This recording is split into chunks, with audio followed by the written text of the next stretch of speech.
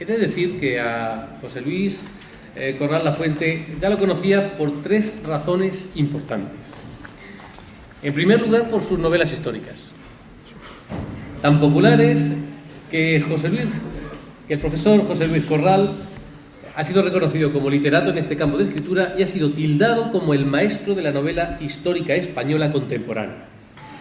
Son muchas sus obras, pero citaremos algunas por destacar, como por ejemplo El Salón Dorado de 1996, El Amuleto de Bronce, La Epopeya de Gengis Khan del 98, El Invierno de la Corona, Pedro el Ceremonioso del 99, El Cid del 2000, Trafalgar del 2001, Numancia del 2003, El Número de Dios de 2004, Fuscanelli, El Dueño del Secreto 2008, Fátima, El Enigma de las Apariciones en 2009.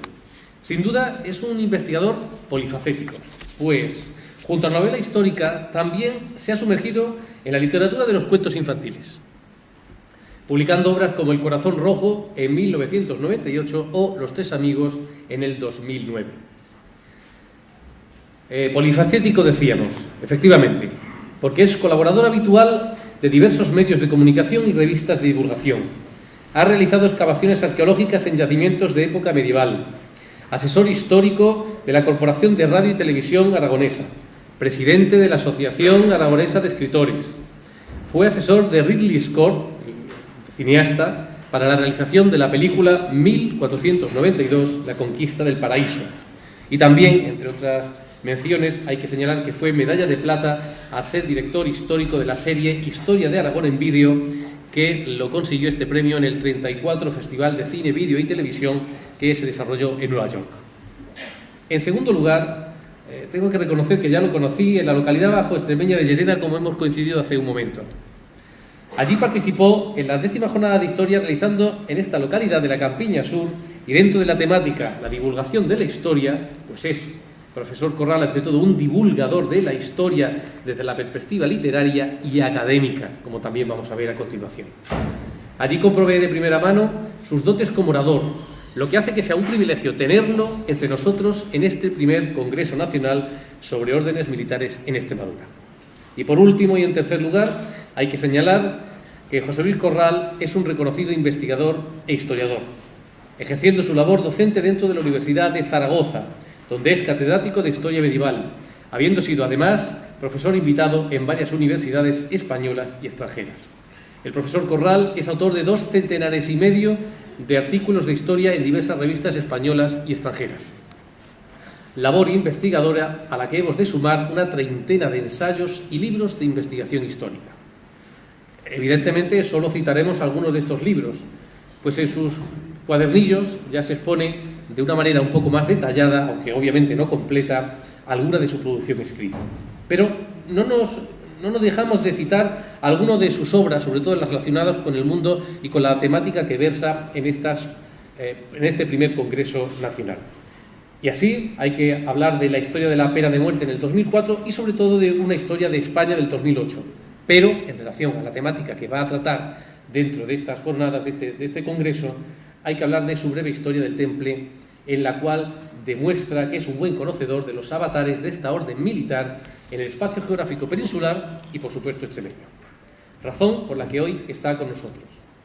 En este primer Congreso Nacional sobre Órdenes Militares, pues evidentemente nos expone como tema el Temple en la península ibérica y Extremadura, cuyos datos e informaciones, de seguro, son de interés de todos los asistentes. Profesor Corral, bienvenido, muchas gracias y cuando quiera.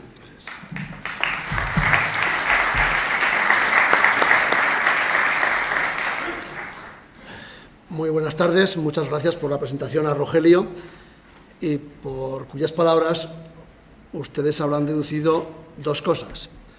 Primero, que es un exagerado, y en segundo lugar, que quien les habla, o sea, yo ya soy bastante mayor, ya soy muy mayor. Tan mayor que esta mañana he salido de Zaragoza a las 6 de la mañana, a 6:30, para llegar aquí a Garrovillas a este congreso, y me imagino que ustedes estarán bastante cansados porque la tarde ha sido realmente intensa y tanto la ponencia del profesor Ayala como el resto de comunicaciones han sido tan interesantes que yo no he perdido ni un detalle de ninguna de ellas. y por lo tanto imagino que a ustedes les ha ocurrido lo mismo y su atención ya estará bastante perjudicada. De tal manera que intentaré ser lo más ameno posible para no defraudar la presentación de Rogelio. Decía ese filósofo alemán tan conocido, tan citado y tan poco leído como Nietzsche, que los hechos no existen, que lo que existe es la interpretación. Él lo decía en el mundo de las ideas y en el mundo de la filosofía. Podría servir también para el mundo de la historia.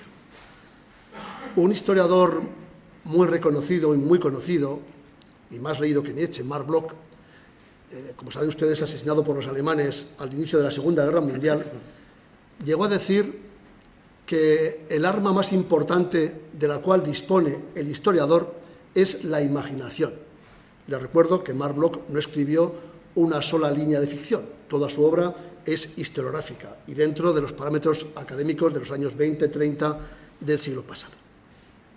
Pues bien, en el tema que nos ocupa, aquí en Garrovillas, las órdenes militares, y en este caso concreto la Orden del Temple, permítanme que haga un pequeño inciso. Yo he estado varias veces en Extremadura, recuerdo con gran cariño esas jornadas de Llerena. Viví 3 meses seguidos en Cáceres, cuando, también lo he citado, fui asesor histórico de Ridley Scott en la película 1492, La conquista del paraíso. Por cierto, un asesor, ahora no lo sé, no he vuelto a ser asesor, y menos en política, ¿verdad? Desafortunadamente, porque por esto cobran mucho y no hacen nada, ¿no?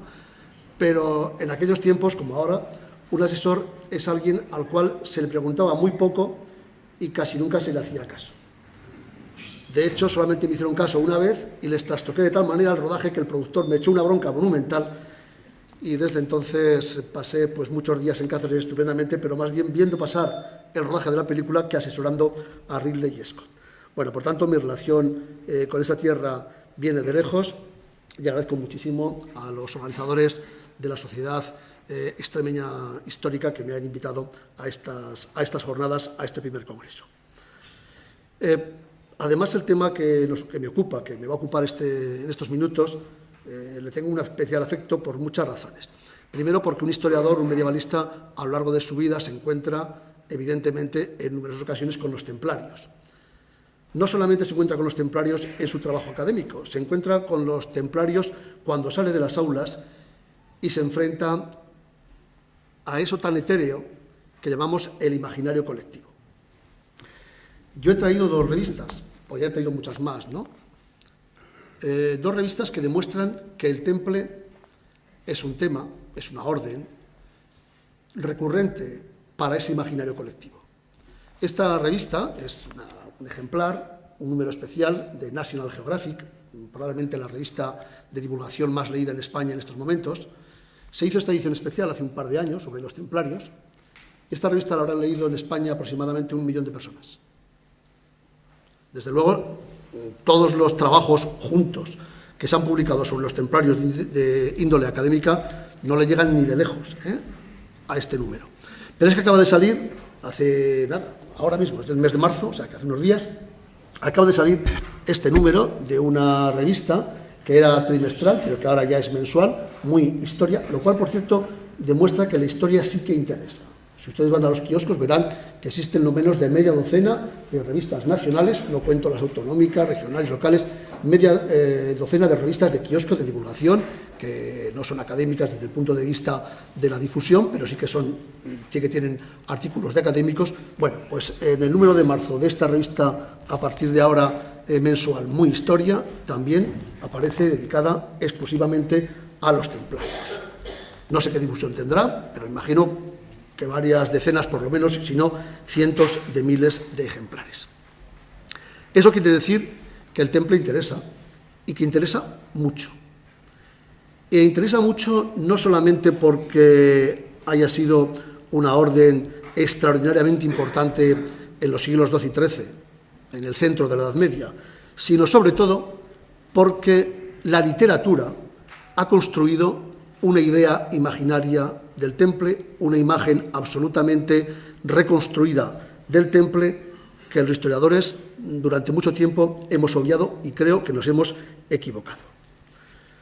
En Jerez de los Caballeros, existe una leyenda que ustedes conocerán mucho mejor que yo, que es la leyenda de la Torre de los Tristes Silbidos, o la leyenda de los Tristes Silbidos, ¿no? Esa torre sangrienta del recinto amurallado de Jerez de los Caballeros, en la cual, según la leyenda, los últimos templarios que defendieron la fortaleza, oponiéndose a la disolución de la orden y a la incautación de sus propiedades, pues murieron, algunos murieron en el asedio, otros fueron ejecutados después, una vez que derrotados y capturados, y cuenta la leyenda que en las noches de luna llena se escuchan unos tristes silbidos, que son los lamentos de los templarios, que en cierto modo reclaman venganza por esa injusticia que se cometió en 1309 en la toma de la fortaleza templaria de Jerez de los Caballeros.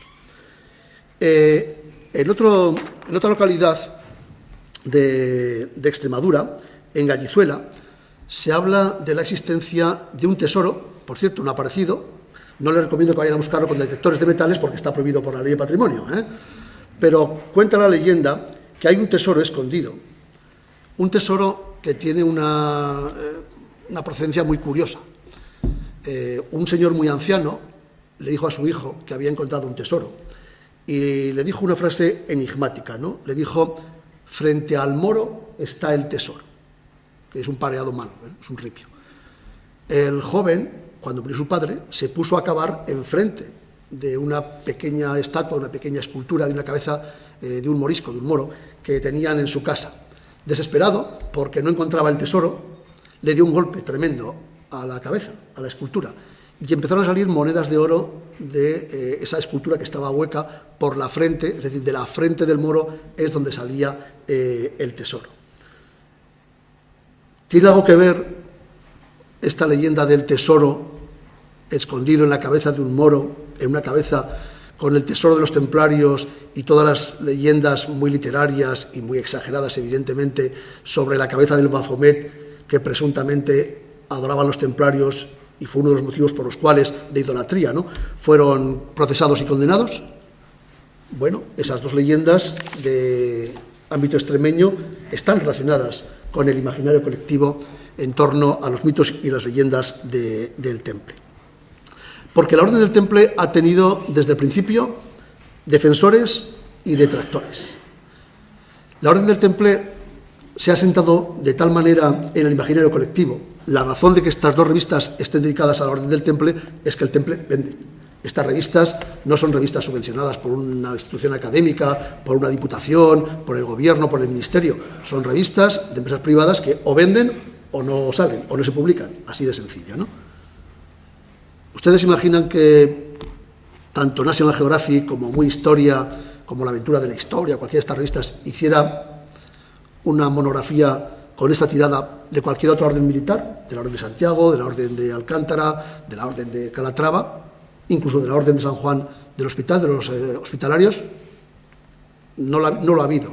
Y desde luego, si lo hubiera, no tendría esta difusión. Porque los templarios, como decía Nietzsche con respecto al mundo de las ideas, protagonizaron unos hechos. Pero esos hechos, los historiadores y los novelistas los hemos interpretado. Y a veces en la literatura la interpretación ha ido más allá de lo racional, ha ido más allá de lo históricamente correcto y se ha convertido, evidentemente, en un paradigma de lo esotérico, de lo fantástico, de lo mítico, que al fin y al cabo es lo que realmente a la gente le gusta y a la gente le atrae. Fíjense, algo muy interesante que los historiadores españoles hemos obviado durante mucho tiempo y que afortunadamente nos estamos empezando a dar cuenta de que hemos hecho mal. La historia académica no se queda.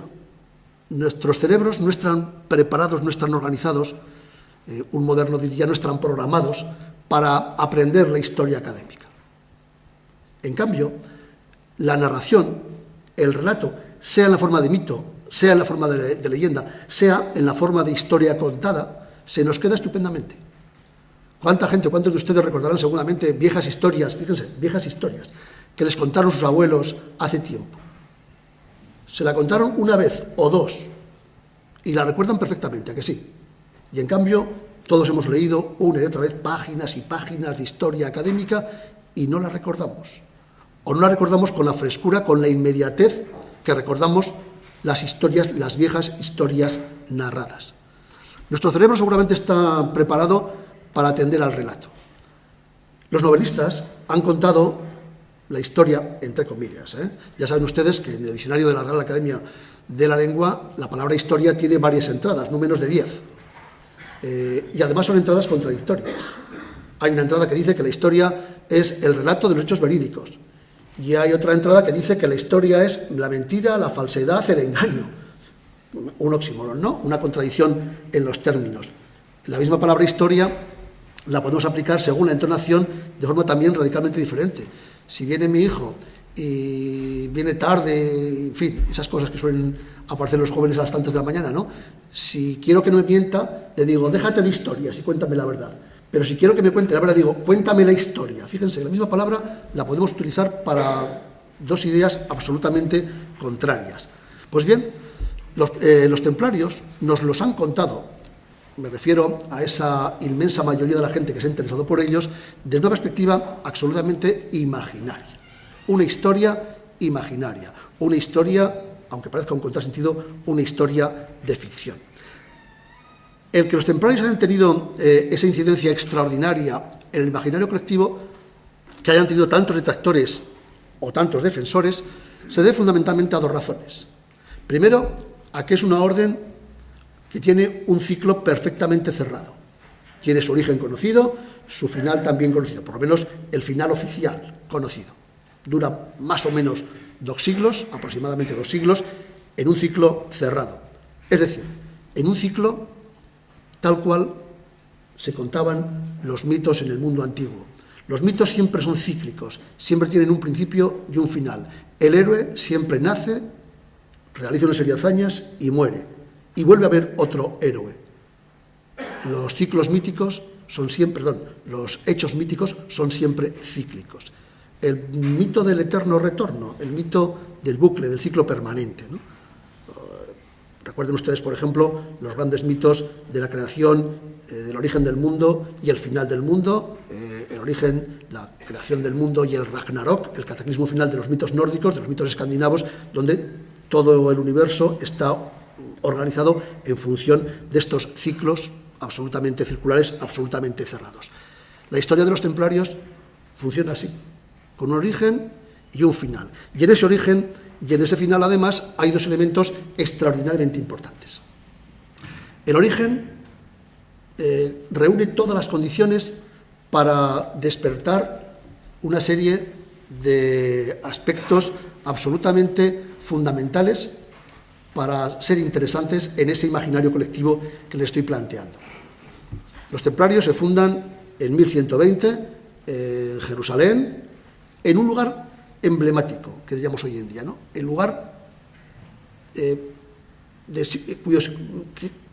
el lugar más emblemático, más simbólico para las tres grandes religiones. El lugar del monte, bueno, ahora no es un monte, ahora es una explanada, ¿no? En origen era una pequeña colina, una pequeña elevación, en toda esa zona de colinas donde está ubicada Jerusalén, ¿no? El monte Moriah, ahora la explanada de Moriah, donde se fundó ese primer templo de Salomón, un templo con medidas humanas, no con medidas divinas. Si ustedes recuerdan el Antiguo Testamento, el Arca de la Alianza o el Arca de Noé están construidas con medidas que Dios le da a los hombres, que Dios le da a Moisés en el caso del Arca del Diluvio, o que Dios le da a Noé en el Arca de la Alianza, en el Arca del Diluvio, y a Moisés en el Arca de la Alianza, ¿no? Esas medidas son medidas humanas, medidas divinas, que da Dios. Pero el templo de Salomón se construye con medidas humanas, para honrar a Dios, para honrar a la divinidad, para que esté allí el Arca de la Alianza y el resto de los tesoros sagrados de la religión judía, pero son medidas humanas. Es un lugar, por tanto, extraordinariamente importante. Es el lugar donde se construye el segundo templo, bueno, realmente el tercero, en la época de Herodes el Grande, allá entre el año 40 y el año 7 a.C., es el lugar desde el cual, presuntamente, Mahoma ascendió a los cielos en ese viaje astral desde Medina en su yegua Burak, desde Medina hasta Jerusalén, hasta el Quds, y de allí su ascenso a los cielos, y ese lugar evidentemente sagrado también para los cristianos por muchísimas razones. Por tanto, el lugar donde se funda la Orden del Temple, el lugar donde se establece la Orden del Temple, el lugar donde está radicado el origen del Temple, es un lugar sagrado, seguramente el lugar más sagrado de todas las culturas del mundo mediterráneo. Pero es que el final no es menos relevante. El final es un final asombroso. Ninguna orden militar, salvo los jesuitas, no solo, en fin, una orden religiosa, salvo los jesuitas, ya mucho más adelante, es disuelta de esa manera por la Iglesia y por los poderes temporales, ¿no? El final del Temple es un final catastrófico desde el punto de vista de la orden, para la orden del Temple, y desde el punto de vista de una orden que había dejado pues mucha sangre, mucho sudor, evidentemente mucho esfuerzo en la defensa de la cristiandad en Tierra Santa. Tenemos el ciclo perfecto, tenemos el ciclo del origen en un lugar mítico, en un momento mítico, y el final apocalíptico, el final parecido a ese Ragnarok, a ese cataclismo final, con quema, con ejecución de templarios, con disolución, con todos los elementos tan terribles que conocemos por el proceso de la disolución y liquidación de la orden del Temple. Pero es que desde el principio, prácticamente, desde los orígenes del Temple hacia 1120, los templarios han tenido detractores, como decía, y defensores. Y además, casi como su estandarte, ¿no? Como sus colores, blanco y negro. No hay términos medios, no hay términos grises en la percepción de la orden templaria por los autores y los escritores, desde el siglo XII, pues prácticamente hasta nuestros días. La principal defensa del Temple viene nada más y nada menos que de Bernardo de Claraval, el eclesiástico más importante. Seguramente no fue papa porque no quiso, ¿no? Porque no le apeteció ser papa, pero podría haberlo sido. Pero fue desde luego el eclesiástico más importante, la persona más importante de la Iglesia y más influyente en el siglo XII, que en su conocidísima obra Elogio de la Nueva Caballería Templaria, escrito poco después de 1130, seguramente en 1131, se puede leer lo siguiente. Es nueva, se refiere al Temple, claro, es nueva esta milicia. Jamás se conoció a otra igual, porque lucha sin descanso, combatiendo a la vez en un doble frente, contra los hombres de carne y hueso y contra las fuerzas espirituales del mal. Poco después, Jacques de Vitry, un cronista de comienzos del siglo XIII, en su conocida obra Historia Jerosolimitana, se muestra también muy favorable a la Orden del Temple. Fíjense, estamos aproximadamente 70 años después del libro del Elogio de la Nueva Caballería Templaria de Bernardo de Claraval.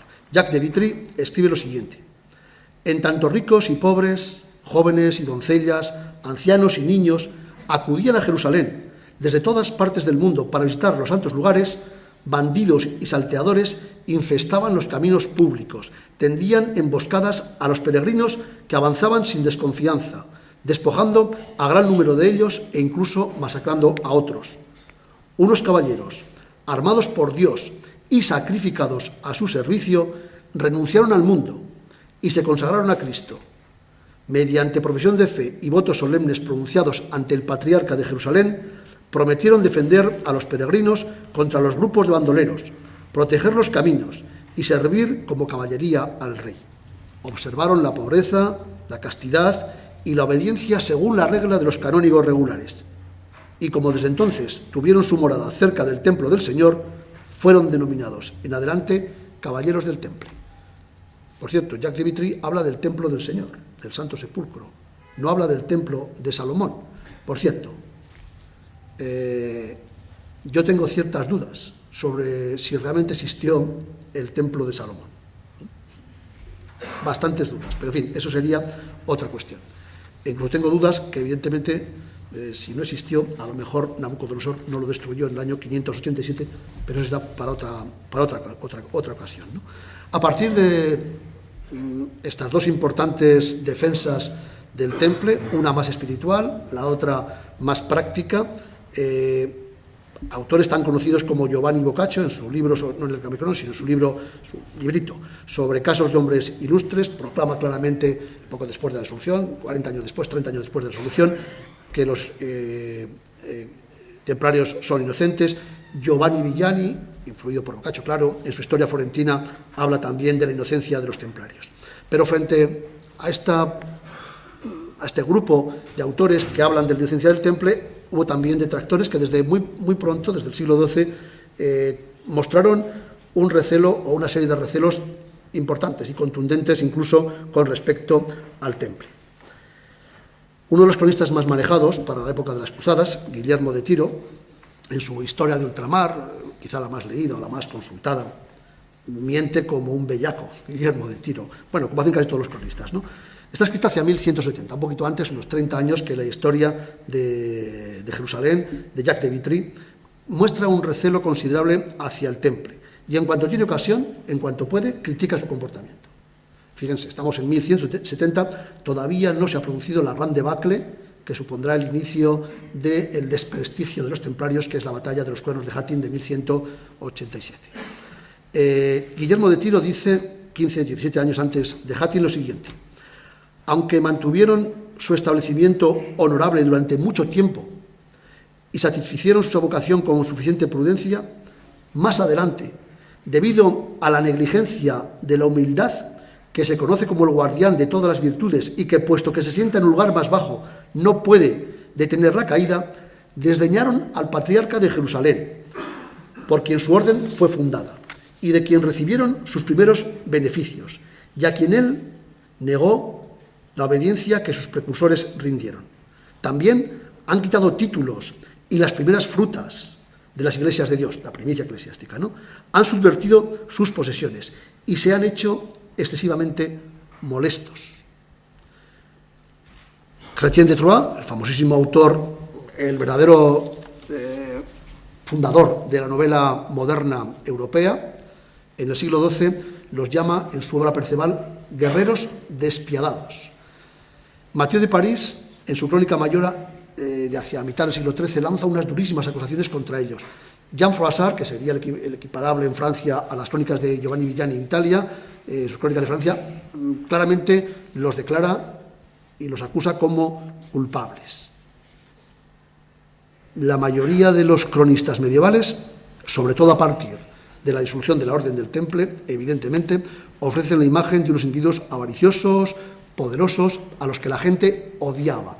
El odio de la gente, el odio que se va instalando en ese imaginario colectivo de la Baja Edad Media, es fundamental para justificar la disolución de la Orden del Temple, insisto, desde la perspectiva de la imaginación, desde la perspectiva de la ficción literaria. Un autor que escribe en 1575, recientemente ha sido publicado modernamente, ¿no? Hace unos pocos años, hace el año 2008, en una edición en Portugal, llamado Jerónimo Román, que escribe en 1575, publica el libro primero, el título es muy largo, les resumo, ¿no? Libro primero de la historia de la ínclite caballería de Cristo, en la corona de los reinos de Portugal, etc., ¿no? Bueno, dice lo siguiente: todos los autores de más lección dicen que en los años de 1307 se descubrió una maldad abominable, superstición en la orden de los templarios por medio de sus caballeros, y que como malos pecadores que habían dado a vicios feos y desordenados, y que lo que peor era, habían apostatado de la fe que primero habían recibido, y así fueron descubriéndose las cosas, y apurando el negocio a hallar tantos delitos y cosas nefandas, y que sus reinos estaban contaminados de aquellos pecados que eran notados los templarios, y a continuación justifica la disolución de la orden y su liquidación, ¿no? Bueno, esta dicotomía, que como ven ustedes nace prácticamente con los templarios, que se mantiene en la Edad Media, ha pervivido durante siglos. Héroes que encarnaron la defensa de la cristiandad, de la cultura occidental, de la civilización cristiana, que sacrificaron sus vidas, incluso sus haciendas, sus vidas, su esfuerzo por la defensa de la cristiandad.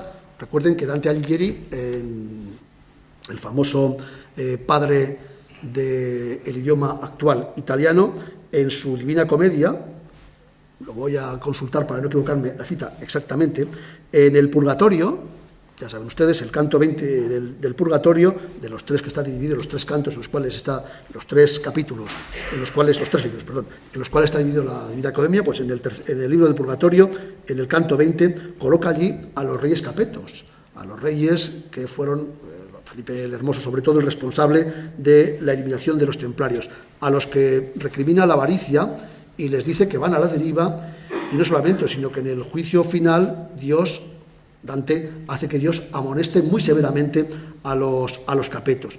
O como en el canto del infierno, en el canto 19 del infierno, aparece un tal Bonifacio, al cual se le pregunta: ¿estás ya aquí derecho? ¿Estás ya aquí en el infierno? Bonifacio, este Bonifacio es Bonifacio VIII, no es otro.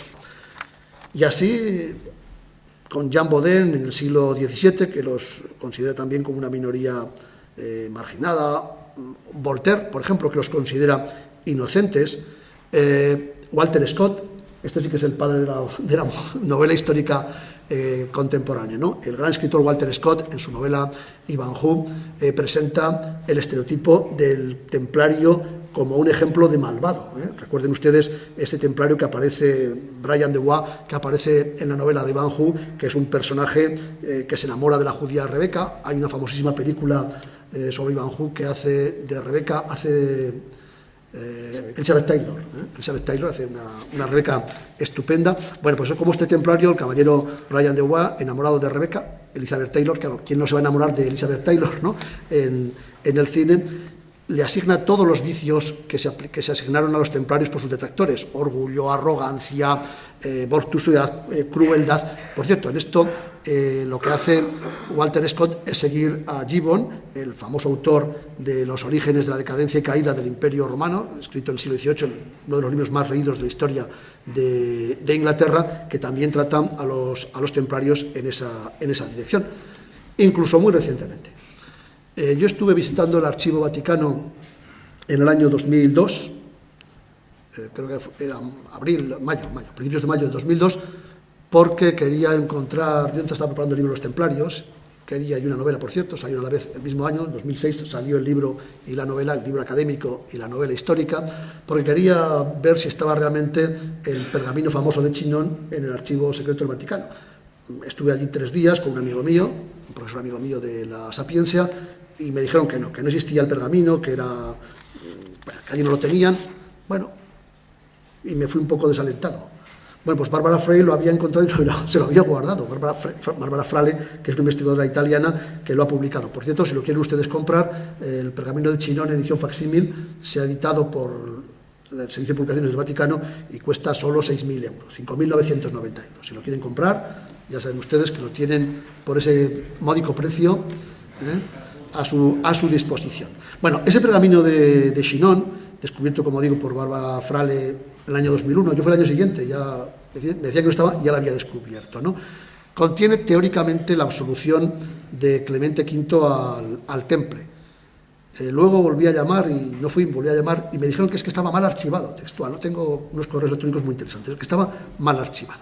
Bueno, este pergamino del verano, escrito sellado en varios días de agosto del año de 1308, contiene presuntamente la absolución de todos los cargos a los templarios. El documento se presentó, el hallazgo se presentó en el verano del 2002 y luego la publicación 3 o 4 años más tarde. Es un documento de los que yo llamo verdaderos falsos, ¿no? Es un documento hecho después, que cuenta esa presunta absolución, pero escrito después. El documento es verdadero. Pero bueno, ¿cuántos verdaderos falsos existen? ¿Cuántos documentos verdaderos falsos existen? Cuya gestación documental es original, no es una falsificación, pero lo que contienen es una falsedad monumental, ¿no? En eso, como saben ustedes, en España somos expertos.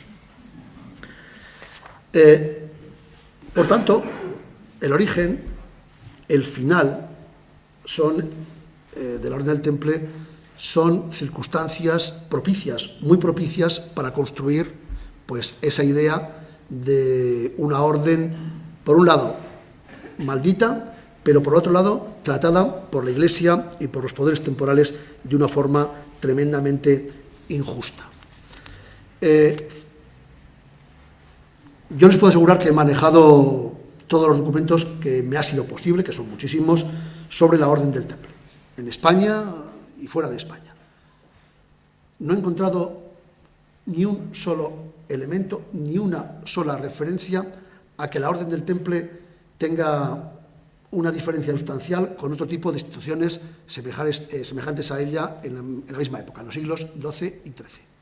Eso sí, pueden ustedes encontrar, iba a decir miles, no lo sé, centenares seguro, centenares de libros, y no me refiero a novelas, centenares de libros en los cuales se plantea una historia del Temple absolutamente imaginaria. No sé si te acuerdas, Carlos, hace unos años Carlos de Ayala y yo estuvimos en el Museo Arqueológico Nacional en unas jornadas que había, ¿te acuerdas?, sobre una mesa redonda sobre templarios, precisamente. Y había un señor, no recuerdo el nombre, bueno, lo recuerdo, pero no lo quiero decir, que estábamos los tres en la mesa redonda, nosotros dos y este señor, y empezó a hablar en aquella mesa redonda de los magos templarios. ¿Te acuerdas? Decía, no, es que los magos templarios, daba hasta el porcentaje, que eran el 5% de los templarios, y le preguntamos, vamos a ver, un momento, ¿qué es esto de los magos templarios? Y dijo, no, los magos templarios todos sabemos que existen. Bueno, ¿dónde están documentados? No, es que los documentos han desaparecido. La Inquisición, la Iglesia los destruyó. Bueno, y si los destruyó, ¿cómo sabe usted, cómo sabes tú que existen esos documentos? Ese es el argumento, que no hay argumentos. Todo el mundo sabe que, todo el mundo conoce que, es evidente que, es manifiesto que. Claro, cuando a estas suposiciones absolutamente inventadas se le añaden elementos de secretismo, que si los templarios eran una sociedad secreta o actuaban como, no era una sociedad secreta, pero actuaban como una sociedad secreta, y cuando se disolvieron se mantuvieron como una sociedad ahora sí ya secreta y clandestina, todos los elementos para seguir manteniendo vivo el morbo del Temple son absolutamente extraordinarios. Y todo esto relacionado con el mundo de la masonería, con el mundo de los constructores de catedrales, con el mundo de la transmisión de ciertos conocimientos secretos, claro, etcétera, etcétera, como comprenderán ustedes, es un caldo de cultivo extraordinariamente atractivo para los especuladores de la nada. No de la nada, porque algo tiene que ver, evidentemente, la propia historia de la Orden del Temple, el propio misticismo que tiene todo lo que se congrega en torno al Temple, o todo ese misticismo que algunos escritores, vamos a decirlo así, han escrito sobre el Temple. En esto algo tienen que ver, o mucho tienen que ver, evidentemente, los símbolos. Hace un rato hemos visto una magnífica comunicación sobre las cruces, que son los símbolos, evidentemente, o uno de los símbolos de los templarios y el resto de las órdenes militares. Algo tienen que ver los símbolos. En esto los templarios tampoco eran diferentes a la gente de la Edad Media. La Edad Media es una época en la cual todo está construido en torno a un universo de símbolos. Bueno, como en nuestros días. Si salimos a la calle, a la derecha o a la izquierda, veremos que hay símbolos por todas partes. Si trajéramos a un bosquimano del Kalahari que no hubiera salido nunca de sus tierras sudafricanas y lo pusiéramos en cualquier ciudad europea, un bosquimano que no hubiera visto la televisión, evidentemente, ¿no?, y que nunca había estado por aquí, no sabría identificar probablemente ni el 99% de nuestros símbolos. Señales de tráfico, ninguna. Colores rojo, ámbar, verde, en los semáforos tampoco. ¿Eso quiere decir que nuestros símbolos son un lenguaje iniciático, esotérico, secreto? No. Sencillamente que nuestros símbolos funcionan con un diccionario de símbolos que conocemos. En el caso de las señales de tráfico, el manual de la circulación. Esto quiere decir que en la Edad Media los símbolos que ahora no sabemos explicar eran símbolos esotéricos, secretos o para iniciados, en absoluto. Lo que ocurre es que hemos perdido el diccionario de los símbolos. Igual que hemos perdido el diccionario del signario ibérico, y ahora podemos leer una lápida o una moneda en escritura ibérica o celtibérica, pero no sabemos lo que dice. Podemos leer lo que pone allí, cómo suenan esas letras, pero no tenemos la más remota idea de qué significa ese texto, pues escrito en una cerámica, en una lápida, o en un bronce, o en cualquier otro sitio. En esto, como digo, los templarios no eran diferentes. Sus símbolos, el estandarte, el sello que hemos visto antes también, el sello, la cruz y tantas otras cosas, el propio Baphomet, no son ni más ni menos que los elementos propios, el lenguaje de las señales propios de cualquier institución que las tiene. Y que para conocerlos, sencillamente, para saber qué significan, sencillamente hay que conocer el diccionario. No lo conocemos, o no lo conocemos en la precisión que lo podían conocer en los siglos XII y XIII. y algo más que las señales. En esta construcción imaginaria de la orden del Temple hay algo más que las propias señales. Hay una serie de elementos que en esto los novelistas han hecho realmente unos juegos de artificio, algunos novelistas, unos juegos de artificio extraordinarios. Obviamente, una orden como esta tiene que tener una serie, además de señales y de símbolos, una serie de elementos referenciales que los distinga del resto. El tesoro, por ejemplo. Antes les he contado esa leyenda de Extremadura de un tesoro que sale de la frente, de la cabeza, de una escultura de un moro, ¿no? El tesoro de los templarios es recurrente. La Edad Media, ya se lo adelanto, está llena de tesoros. En casi todos los pueblos de España hay un tesoro medieval escondido, o varios. En algunos casos es cierto. La ocultación de tesoros o de tesorillos es muy frecuente. Cualquier arqueólogo, bueno, ¿qué más quisiera yo, no? Muchos arqueólogos han encontrado algunos tesorillos, o tesoros importantes, y algunos extraordinarios. Antes, hace un rato, hablábamos del tesoro de la Liseda o del tesoro de Guarrazar y tantos otros, ¿no? Porque siempre ha habido ocultaciones en momentos de peligro, momentos de cambios políticos, de convulsiones políticas, de guerras, de invasiones. Siempre ha habido alguien que ha escondido su tesoro, su bolsa de monedas o sus candelabros o su vajilla de plata. Lo ha escondido, lo ha enterrado en algún lugar para volver más adelante. Si no ha podido volver, ahí se ha quedado y después los arqueólogos los han encontrado, ¿verdad? Pero el tesoro de los templarios, como digo, es un elemento tan recurrente, pero como el tesoro de los nibelungos. Hace unos días, hace unas semanas, apareció una tumba de un caudillo germánico a orillas del Rin, en Alemania, ¿no? La prensa alemana lo primero que dijo, casi por unanimidad, ha aparecido el tesoro de los nibelungos, recuerden ustedes, ¿no? Esa famosa leyenda germánica de los nibelungos, esos enanos que vivían en el submundo, en el inframundo, debajo de la tierra, y que eran herreros, y por tanto con los aspectos mágicos de los herreros como seres mágicos que manejan el hierro y son capaces de, realmente con un proceso alquímico, de transformar un mineral como es cualquier mineral de hierro, el origisto o la magnetita, transformarlo en una espada, en un hacha o en un puñal de acero, ¿no? Bueno, ya se asignó enseguida al tesoro de Sigfrido y al tesoro de los nibelungos en el Rin. ¿Por qué? Porque la narración del tesoro de los nibelungos estaba y está en el imaginario colectivo de la cultura germánica y en consecuencia del pueblo alemán. Con los templarios exactamente lo mismo. ¿Cuánta gente ha buscado en muchos lugares el tesoro del Temple? En la famosa capilla de Roslin, en una pequeña capilla en Escocia, donde hay una serie de leyendas al respecto de los últimos templarios, etcétera, etcétera, allí hubo una época, a raíz de esa novela famosa del Código da Vinci, una época en la cual decenas de personas iban todos los días a buscar el tesoro de los templarios con detectores de metales por todas partes, hasta que las autoridades escocesas pues pusieron coto a aquello porque era un verdadero desmán. Mucha gente se creía el tesoro de los templarios, mucha gente se creía esa leyenda.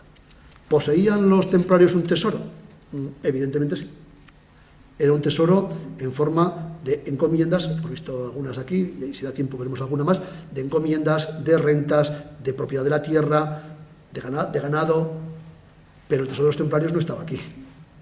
El tesoro de los templarios estaba enterrado literalmente en Tierra Santa en forma de caballos, soldados, infraestructura militar, castillos, fortalezas, etcétera, etcétera. Fíjense, a diferencia, por ejemplo, de las órdenes militares propiamente hispanas, Alcántara, Calatrava, etcétera, etcétera, que sus rentas se quedaban aquí, eran unas rentas que generaban riqueza para la riqueza de la orden aquí, o después de la monarquía aquí, las rentas de la orden del Temple iban a morir literalmente a Tierra Santa, iban a parar a Tierra Santa. Esa diferencia es muy importante, el destino de la renta, habría que estudiarlo, pero a mí me parece muy importante. El destino de la renta de la orden de Alcántara o de la orden de Calatrava en Castilla, en León, en Extremadura, se quedaba aquí, en la forma que ustedes quieran, ¿no? Buena parte de la renta que generaban los templarios en las encomiendas de Francia, de la Corona de Aragón o de Castilla y León, iban a Tierra Santa pues en forma de barcos, en forma de víveres para los soldados que allí, para los caballeros, los sargentos que allí defendían los castillos y, por supuesto, en forma también de construcción de fortalezas o de fabricación y compra de armas para mantener un caballero con su equipo en Tierra Santa. Recuerden ustedes que en los tiempos de máxima expansión y apogeo del Temple, habría no menos de 10.000 personas, de ellos a lo mejor 2.000 caballeros, por ahí, en Tierra Santa, y el resto, pues, sirvientes, sargentos, etc. Mantener a 10.000 personas con rentas en los siglos XII y XIII requiere una cantidad considerable de dinero, ¿no? Y caballos que eran muy caros, y los arneses, y las armaduras, en fin, todo eso necesitaba de muchísimo dinero. Ahí está el tesoro de los templarios. El Temple, además, es una orden militar que se mueve permanentemente por todas partes, que intenta ocupar la mayor parte del espacio de la cristiandad europea y del mundo de las cruzadas, en el mundo de las cruzadas. A diferencia de otras órdenes militares que están mucho más, las hispanas por supuesto, ¿no? Incluso órdenes, quizá la orden de San Juan sea más parecida en el sentido de la orden del Temple, también la orden del Santo Sepulcro, pero la orden teutónica, que se fundó en Jerusalén, enseguida se trasladó a un lugar muy concreto, al territorio más oriental de la actual antigua Prusia, más oriental de la actual Polonia, y a la zona del sur, la zona sur de las repúblicas bálticas, Lituania sobre todo. Los templarios son, lo ha dicho también Carlos de Ayala, son una orden universal, o tienen por lo menos esa vocación de ser orden universal. Por tanto, esa expansión de la orden por todas partes, ese intento de ocupar la mayor cantidad de espacio posible en todos los reinos cristianos, genera también un hecho diferencial de los templarios, y en Extremadura es evidente, con respecto del resto de órdenes militares en Europa y en la península ibérica. Un tercer elemento, la geografía, el tesoro, los lugares y edificios mágicos templarios. Aquí, en la comunicación sobre las iglesias de Cáceres, con ese eje, yo creo mucho en la simbología y, evidentemente, en el lenguaje simbólico de las ciudades, de los monumentos y de los edificios medievales. Las ciudades medievales no se construyen al tuntún, tienen un orden simbólico y se pueden leer, como se ha hecho esta tarde, con un lenguaje semiótico. Un lenguaje semiótico donde hay elementos astrológicos, donde hay elementos astronómicos, que como saben ustedes son cosas diferentes, donde hay elementos de carácter mágico, que existen, evidentemente. Lean ustedes la Celestina o lean ustedes los sueños de Quevedo y verán cómo en la España del siglo XV, del siglo XVI, incluso del XVII, la gente creía enormemente en toda esta serie de otras cosas que existieron, ¿no? Pero que la creencia popular, que la creencia de ese imaginario colectivo estaba en todo esto, es evidente. Bueno, los lugares en los cuales el Temple se asentó suelen ser casi siempre referenciados como lugares mágicos. Lamento no tener mucho más tiempo porque realmente este es un tema interesantísimo, de cómo incluso investigadores han mitificado de tal manera la orden del Temple que cuando han visto un edificio un tanto peculiar, vamos a llamarlo así, lo han convertido en un edificio del Temple. La iglesia de la Veracruz de Segovia, que no es una iglesia del Temple, pero que se ha convertido, porque sí, en un edificio templario. O la iglesia de San Juan, la ermita de San Juan del Cañón de Lobos, en la provincia de Soria, que es una iglesia en un lugar muy especial, en un lugar que tiene unas connotaciones, si ustedes quieren, incluso prehistóricas, pero que enseguida se ha identificado como un edificio templario. Fíjense ustedes como un edificio que existe, ahí no es una entelequia, no es una idea abstracta como puede ser el Templo de Salomón, que bueno, nos creemos o no que estuvo, no, ahí existe la iglesia, se puede ver la iglesia de la Veracruz en Segovia, se puede ver la iglesia de San Juan, la ermita de San Juan en el cañón del río Lobos. Lo que hace el, comillas, historiador, cierro comillas, es convertir un edificio singular en un edificio templario porque tiene una singularidad y los templarios tienen que ser, hasta en eso también, singulares. O los documentos secretos. Yo llevo mucho tiempo intentando buscar un documento secreto de los templarios, ¿no? Uno solo, que hable de alguna cuestión al margen de la propia historia del Temple como orden militar. No he encontrado ninguno. Si ustedes han encontrado alguno, por favor, me lo comuniquen y estaría muy, muy agradecido. Pero los adoradores de lo oculto hacen permanente referencia a los documentos secretos de los templarios. En algunos casos de forma tan absolutamente, perdón por la expresión, esquizofrénica, que plantean que los templarios encontraron, como no, el Arca de la Alianza cuando se instalaron en la mezquita de Al-Aqsa, en el templo, en el solar del templo de Salomón, o por lo menos de Herodes el Grande, y que dentro del Arca de la Alianza había unos documentos secretos que explicaban nada más y nada menos cómo se construían las catedrales góticas. Y como casi coincide La llegada de los templarios, casi no coincide, la llegada de los templarios a Europa entre 1128 y 1129 y el origen de la construcción del gótico en la abadía de Saint-Denis por el abad Suger, comienza en 1136, la misma época, claro, fueron los templarios los que trajeron esos documentos secretos por los cuales los egipcios enseñaron de alguna forma, a través del temple, a construir el gótico. La pregunta es evidente, mejor dicho, la respuesta es evidente. Aunque hubiera habido unos pergaminos egipcios, unos papiros egipcios ocultos, y los hubieran encontrado los templarios no los hubieran podido traducir, porque estaban escritos en jeroglífico. Como saben ustedes, hasta el siglo XIX, hasta que Champollion en 1823, si no recuerdo mal, no descifró, gracias a la piedra de Rosetta, el jeroglífico, mal podían haber podido explicar su contenido. Y además, por cierto, buena parte de los elementos de la arquitectura gótica son muy anteriores a la llegada del temple. En el año 1090, 1095 en Alemania ya se construyen iglesias con elementos claramente, vamos a llamar así, protogóticos, ¿no? Por fin, en esta primera parte, y acabo rapidísimamente en este sentido, el mundo del temple se ha relacionado en su construcción imaginaria con el mundo de las reliquias.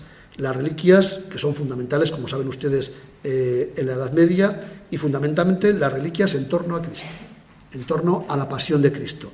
El Santo Grial, los templarios son depositarios, evidentemente, del Santo Grial, como cuentan algunos autores, algunos novelistas medievales, el propio Wolfram von Eschenbach, un templario, por cierto, extraño, un templario extraño, ¿no?, que escribió hacia 1195 ese conocido poema llamado Parsifal, uno de los caballeros de la tabla del rey Arturo, donde, por cierto, ubica el templo del Grial en las montañas del norte de España.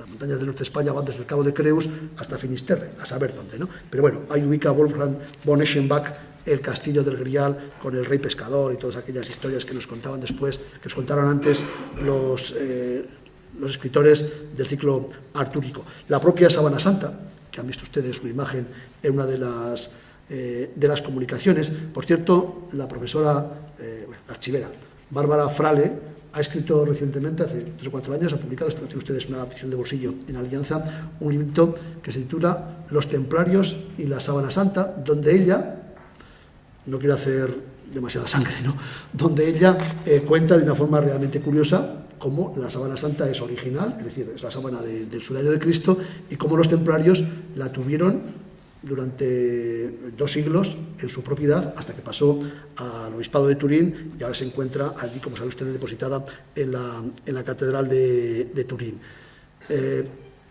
La propia Bárbara Frale, en este libro, se publicó en España en el año 2011, el año siguiente de su publicación en Italia, dice, en resumen, no podemos saber por el momento cuándo entró el sudario en el temple ni cuándo salió.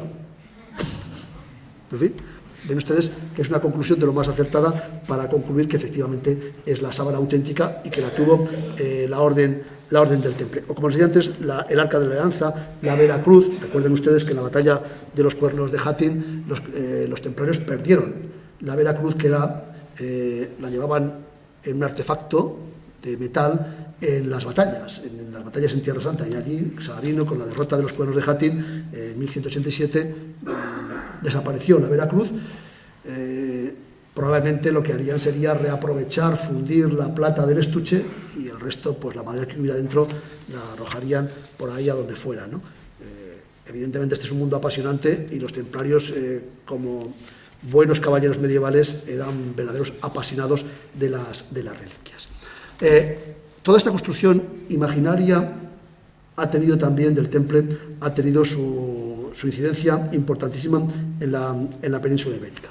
Desde luego, en la península ibérica la orden del temple entra con una fuerza extraordinaria. Tan extraordinaria que en mi tierra, yo soy aragonés, yo vengo de Zaragoza, en mi tierra un rey, Zaragoza le tiene un cierto aprecio, ¿no? Conquistó Zaragoza a los musulmanes en 1118, allí en el Parque Grande, en el parque, ahora se llama La Bordeta. José Antonio La Bordeta tiene una estatua enorme, de como 10 o 12 metros de piedra enorme, domina en una pequeña colina todo el parque más grande, el parque más importante de la ciudad. Pero Alfonso I fue un rey absolutamente, como decimos en mi tierra, perdón por la expresión tanto pedestre, descocotado. Alfonso I casado con la reina Urraca, como saben, de Castilla. Por cierto, es Alfonso I de Aragón, pero es el Alfonso VII de Castilla. Yo no sé por qué en Castilla no lo ponen en el orden de reyes, ese aragonés tan criticado por las crónicas castellanas, porque evidentemente fue rey ejerciente en Castilla a raíz de su matrimonio con la reina Urraca, y después incluso él se siguió llamando, en todos los documentos se sigue firmando como rey de Aragón y rey de Castilla prácticamente hasta su muerte.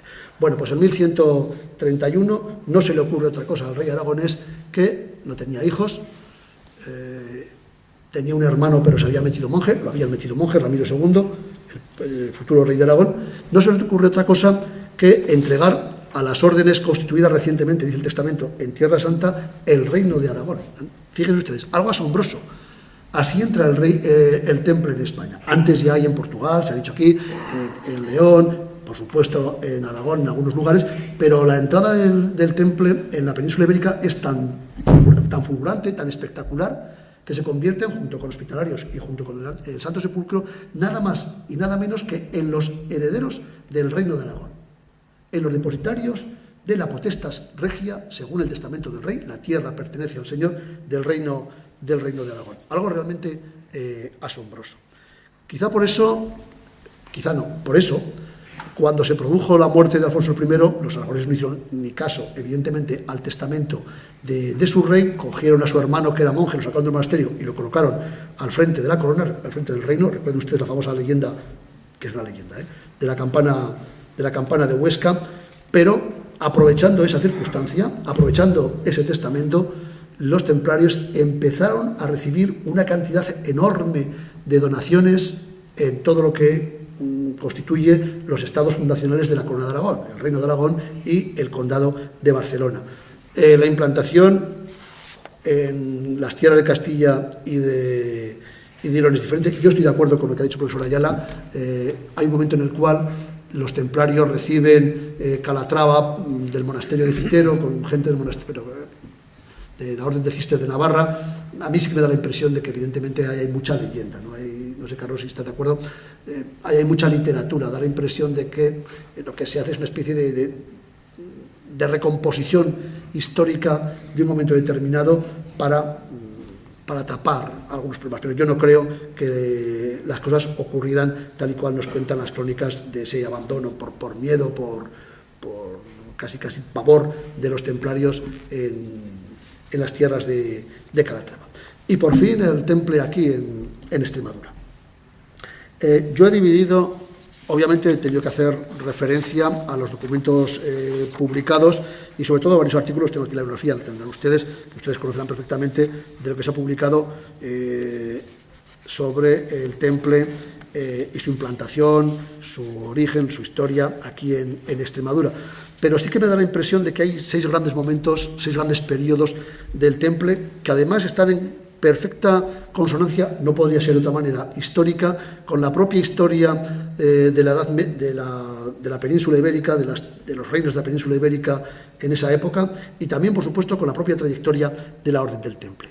Desde esos primeros enclaves, ese periodo desde los orígenes, quizá en el Reino de León, 1100 y poco, 1140, 1144, hasta 1157, que coincidiría con ese final, esa partición del reino en los dos hermanos, de los dos hijos de Alfonso VII, Castilla y León, y precisamente con lo de toda esta cuestión que habrá que estudiar en profundidad de la retirada, entre comillas, semilegendaria de los templarios de Calatrava. Este segundo periodo, que yo he llamado la primera gran expansión, de 1157 a 1174, con el asunto de Coria, muy contradictoria, por cierto, con muchos problemas, con interpretaciones diversas, con la aparición de este personaje tan peculiar, Geraldo de Sampavor, ese portugués que también lo ha dicho el profesor Ayala, llamado el Cid portugués. Yo creo que es más importante desde el punto de vista territorial, militar y del impacto en la Reconquista, que es lo que digo, Geraldo de Sampavor que el Cid. Pero Geraldo de Sampavor ha tenido en su demérito o en su desventaja un problema, y es que no ha tenido el poema del Cid, ni los romances, que generó todo un ciclo en torno al Cid. Pero desde el punto de vista de la historia peninsular, si no más, por lo menos igual, ¿no? porque las conquistas del Cid en Valencia no fueron a ninguna parte, se perdieron. Las conquistas de Geraldo también se perdieron, pero al menos se consolidaron más tarde, ¿no? Bueno, esto sería otra cuestión. Bueno, ese segundo periodo, esa primera expansión hasta la irrupción almohade a partir de 1174.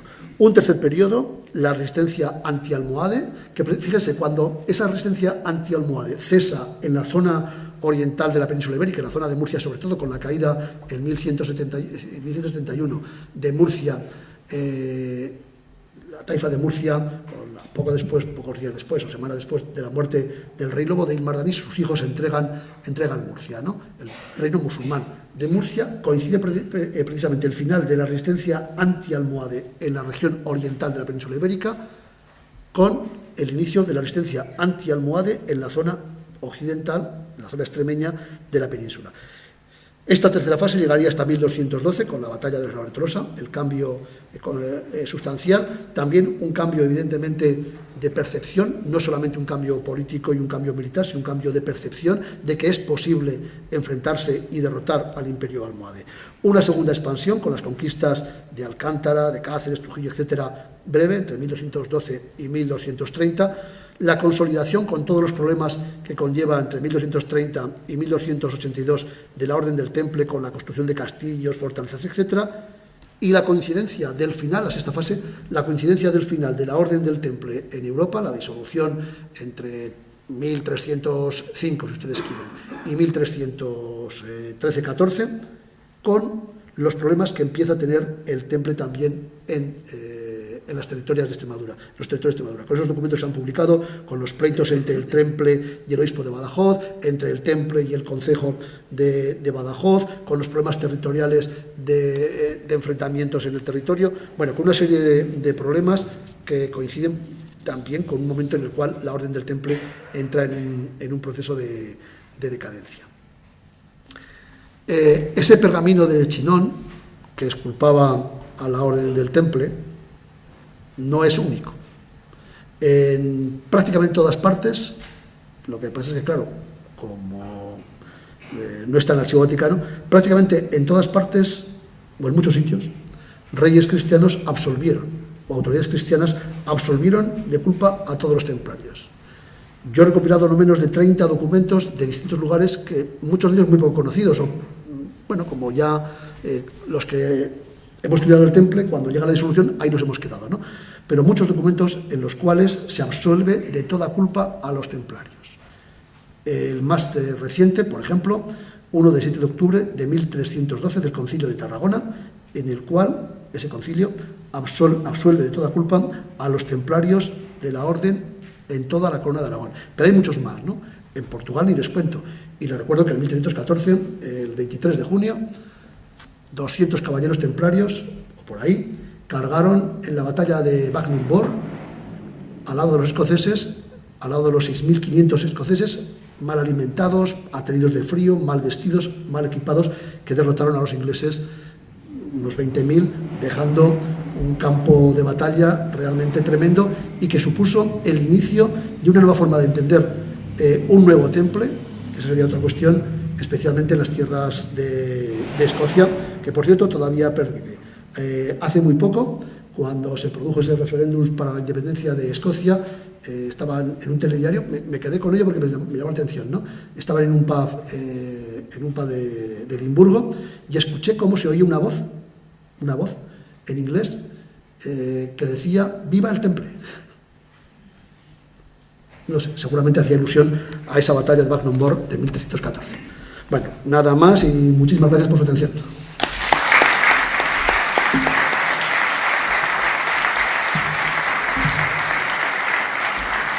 Muy bien. Muchísimas gracias, profesor Corral.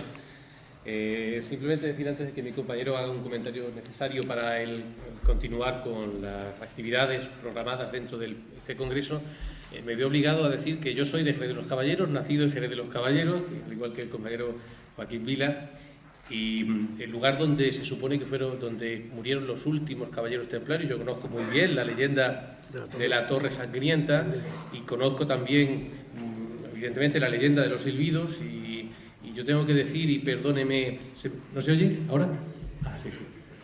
y perdóneme la historia, yo oí también los silbidos en su momento, pero oí también caballos, espadas y hasta cotas de malla. No lo dudo. Aunque tengo que decir que era cuando tenía tan solo 11 años, por lo tanto, creo que eso me perdona un poco. Y nada, simplemente felicitarle por la ponencia. No lo dudo, y les recuerdo que las leyendas a veces son verdad. No me extraña que si van a Jerez de los Caballeros escuchen esos silbidos en las noches de luna llena. Yo también los he escuchado. Es que no tenemos tiempo, si no, no te ibas vivo.